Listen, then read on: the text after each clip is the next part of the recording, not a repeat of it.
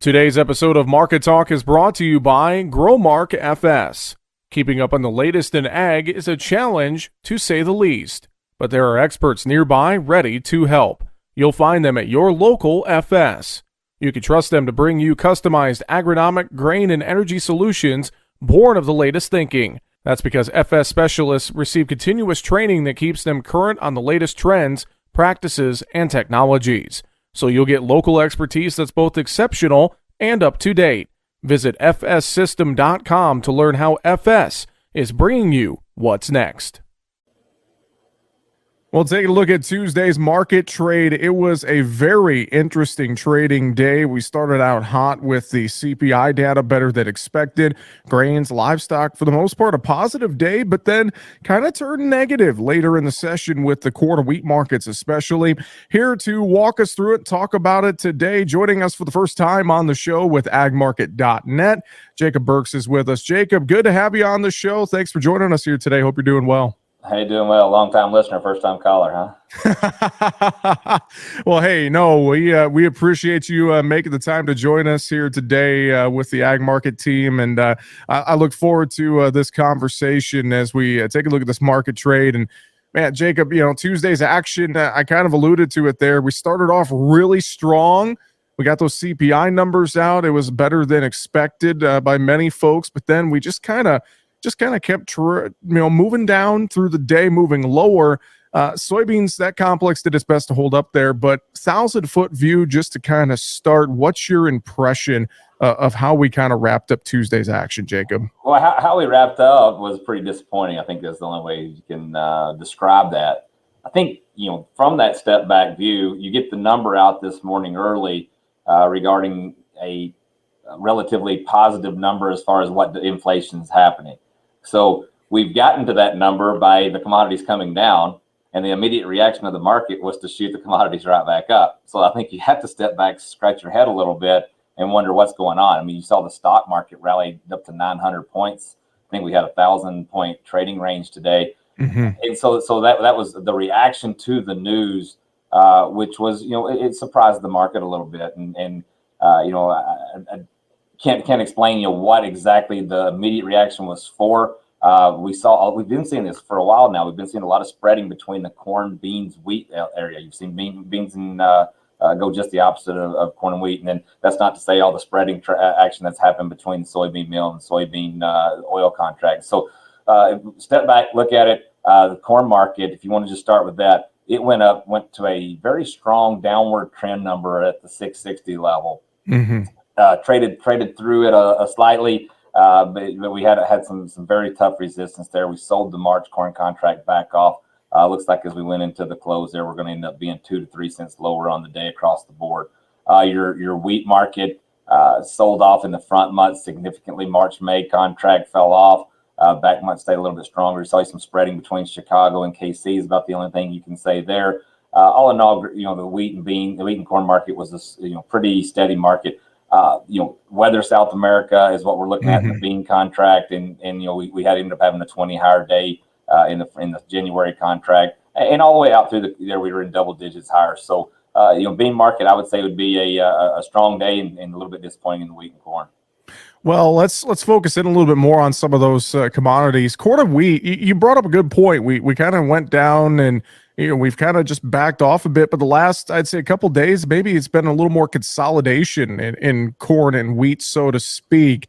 And looking at, how we're wrapping up the day again, disappointing, but overall still pretty solid levels here as corn and wheat just kind of seem to be working together the best they can here as we kind of enter the holiday doldrums, Jacob.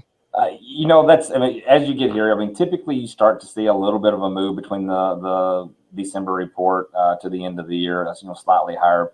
But I think it was said this morning, someone said, this is about your last week of regular trade.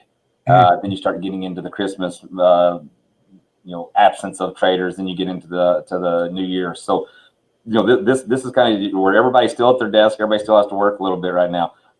Seeing what we've done from last week, going down, making some supportive lows, both corn and wheat, and seeing it kind of bounce around here and stay steady. This trade's been okay. We went down, filled some gap down in the corn market around the 638 level. We had a little bit of recovery. We bounced around a little bit and just stayed a little bit sideways. Sometimes sideways is okay. And I think right now, if we can establish a solid floor around the 650 level, 640 to 650 level in the corn, if we can establish a floor in Chicago wheat around 750, 760, that gives us hopefully a solid support system there to when we do get some solid news, we get some more macroeconomic news, or get some type of true fundamental weather or some type of situation in the Black Sea area where we do have a good launch pad to bounce. Definitely. Very true. Well, on the flip side of that, you alluded to the soy complex. It's just been a wild week or so in beans and in products with that meal oil spread. And then you come in here on Tuesday and everything's higher. And we, for the most part, held that strength. I know we were a bit off the highs, but beans, meal, oil, all strong. You mentioned the South American weather concerns with Argentina, but also these markets too. I've noticed this. We're kind of getting back up to some of those resistance levels, especially beans. That $15 mark feels like it's a pretty significant overhead resistance right now. Yeah, that's true. I mean, I think there's some lines that you can draw on the chart as well as have seen a supportive bottom on this upward trend that we've seen. But man, that has been a significant level around that $15, anywhere from $14.80 to $15 level. That has just really had a hard time for that market to stick their head through. As what we do every day is visit with these producers and look at what kind of opportunities are out there. We can sit and talk about our thoughts all day long, but the fact of the matter is what do these guys do with it, and that's what I like to concentrate on. So I mean, I think it's almost one of these no-brainer situations when you see this bean market go up and give you opportunities towards the high. Act. And I think that every single contract that we look at across there has given us these repetitively in the last couple of, trading sessions. Well, it feels like too with beans, China, obviously we're watching demand. Soybean demand to China has been robust here from the U.S. as they try to fill their needs before they really kind of just turn their attention completely to Brazil supplies, new crop supplies there. And it feels like, China maybe stepped in, bought on the price break again. We saw a sale Tuesday morning to unknown. We assume that's China. Hearing some of that talk of more cargoes headed to China when it comes to beans. But, watching China's economy and just the demand picture on the soy side is, I think, probably the biggest catalyst here to watch through the end of the year and into the beginning of January, at least in this soy complex, on top of South American weather, Jacob. Yeah, I think when you look at demand and where we're going with these beans, first of all, last week it was nice to see that I think every one of the unknown buyers turned out to be China, and without China, we're going to fail in the export market if we don't have them coming in to buy it. So it was nice to see that. You look at what they're doing with their COVID situation. Bill made a good point this last week regarding what we've done to fight inflation versus what China's done to fight inflation. We raised interest rates, going to make it hard for people to come in and buy. What China's done is they locked everybody up and drove prices down. So therefore, their interest rates, when they do open back up, they will be their businesses, their feed mills, everybody will have decent interest rates, different opportunity, a lot of cash ready to go in and buy this market, which will be very good for us. Now, granted, you still have a trade war, you still have problems. Do they really want to buy from us in the first place? Probably not. So I think that when you said the thing to watch is China, I think that's exactly what you need to watch. The problem that we have is what happens whenever South American production in a couple of months starts becoming available.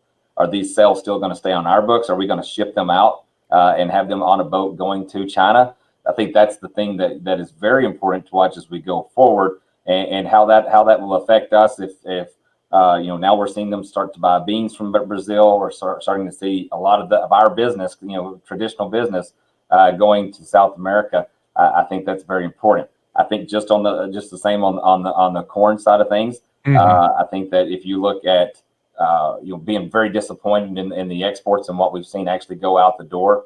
We're 48%, I believe, behind last year's sales. We're 31% behind what's actually left here on the corn going overseas to export. The fact of the matter is we're not to our point where we typically make those sales. We've seen a lot of different things that have happened this year, such as the river being low, such as potential railroad strikes, the basis levels. We've had to rail corn all the way from the east to the west this year, just because there's so many different dynamics that's different this year than last year. No one year is the same. We all know that. We can make excuses, but the fact is, like, a lot of that probably wasn't going to go to export anyway. Our domestic demand was strong. So can we fire that back up? I mean, we got a lot of people that we work with at JSA that feel like there's an opportunity that China can be that buyer. Okay, I mean, China comes out with a report last week talking about how they might have a couple more million metric tons sitting there than what we expected. Who knows what you want to believe as far as what China actually has? But that could be the fact too, that maybe they don't need because their domestic production was just a little bit better. So there's a lot of different factors in there as far as what actually leaves. But yes, both corn and beans are very reliant on what China does and how we go forward. But I think the biggest thing to watch right now is if they cancel those sales or if those sales stay on the books. Jacob Burks with agmarket.net is our guest here today on Market Talk. Jacob, let's talk a little bit risk management wise in grains before we switch the conversation to livestock. Just your thoughts in general. I kind of like to ask everyone on a daily, week by week basis when I talk to folks here as we get towards the end of the year. Farmers are maybe sharpening their pencils a little bit. They're looking if they need to make any sales before year end. Maybe there's some tax implication there, et cetera, or they're just looking at the books now that they got some time to actually sit and look at the books a little bit. Any thoughts from you as far as risk management, corn, beans, wheat? I'll let you kind of take your pick, but anything that's on your mind that producers might want to think about here heading to the end of the year? Yeah, I think we've talked to a lot of guys. We were pretty aggressive making some sales. We're still holding some old crop bushels as we go through the first of the year, and I think it's important that we look at what's available to us. Right, look at those numbers.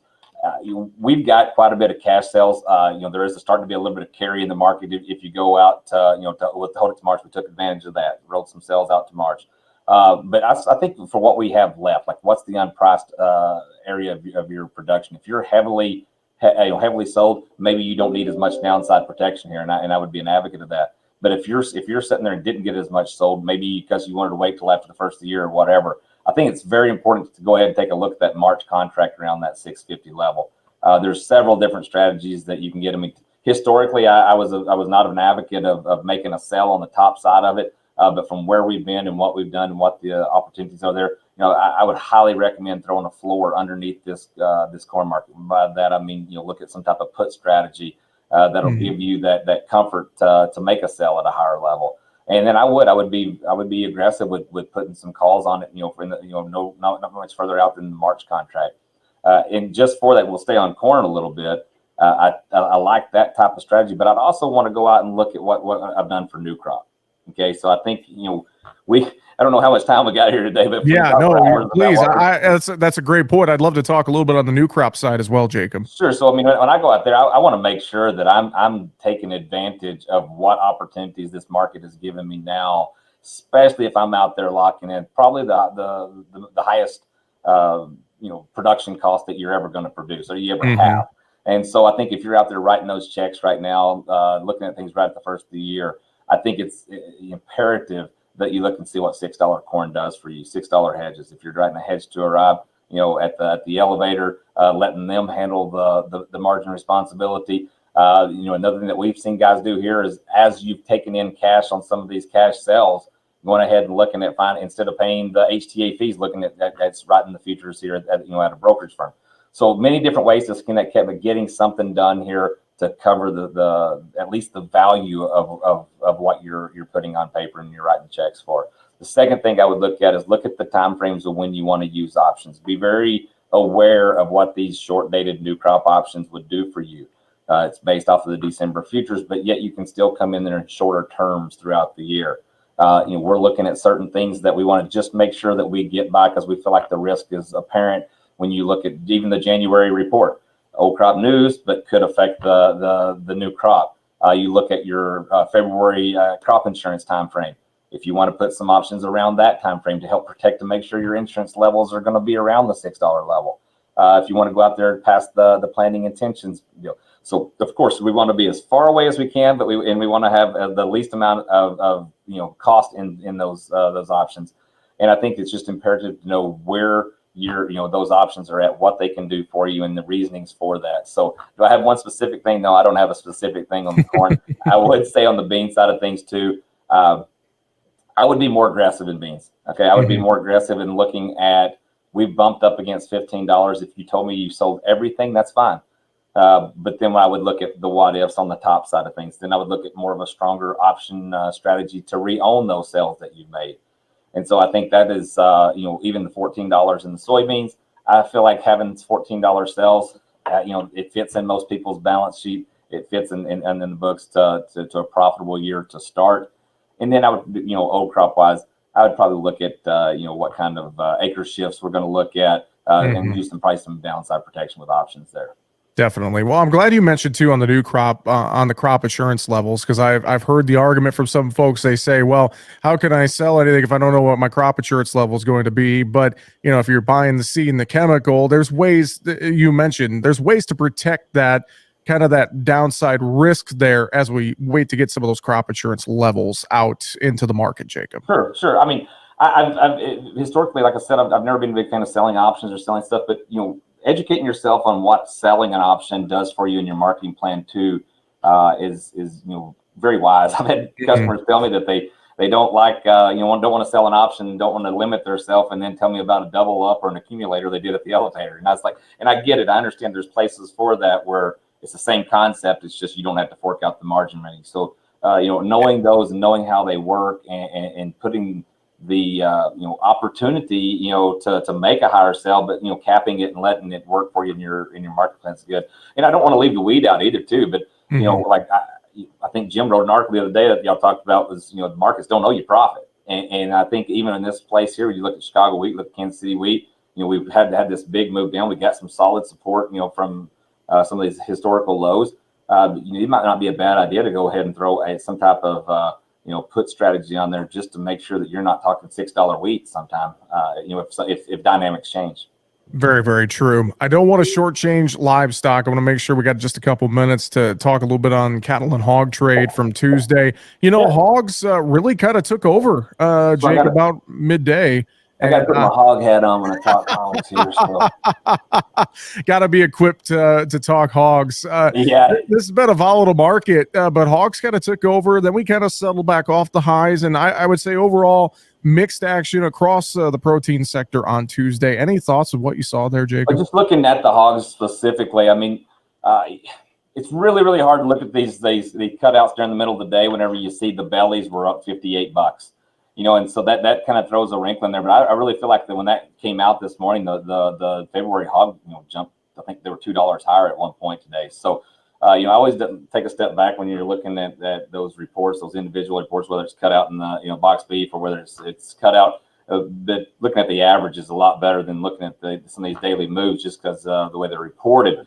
But it was very friendly, that market. They did find a little bit of support. And I think a lot of that support across the whole complex came from that CPI number this morning, regarding less inflation than what we thought. And so I think that, trading up here, above 82 bucks in the December contract, trading at that February 84.57. We went back, we found some support here.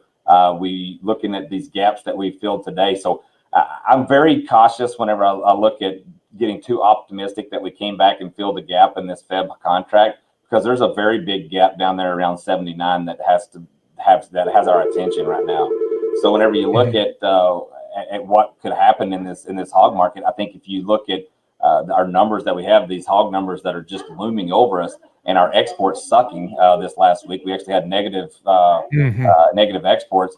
I would say that your fear is still to the downside if we don't get some type of optimistic move from China, accepting more of our exports and keeping up with that trade to Mexico. I'd say the one positive thing out of what we saw today too is seeing that dollar index down over 130 points at some point. So if that happens, and that I feel like that along with that CPI number, which caused that, was very positive for that hog trade and that beef trade today. Definitely. And one more thought too on the cattle trade, hang on a second. I got that hat too, Jeff. You got that hat too? Yeah, right here. Yeah. He's got all the hats. On the cattle trade, I know we got pretty high levels here. Are you in the camp that a lot of folks are, that with beef supplies dwindling, that you're bullish cattle going into next year, Jacob? So I'm a secret bull on that. I mean, it's not a secret. I think everybody knows out there that how positive, how bullish this thing could be. If you look at what kind of cattle numbers that we came into, what our breeding herd looks like, what the next couple of years of the cattle market could be, I think you have to recognize the fact that we could set record. We could be in a record situation. If you look at the per capita, beef consumption, availability to us domestically here, it is like -5% or something. Something crazy that we're going to be short beef, short protein for U.S. domestically. The problem is when we've seen that, we've always seen a bullish move off of that. The problem is we haven't ever seen, I don't think we've seen it this much with the availability of supplementary products such as pork and such as poultry and everything else.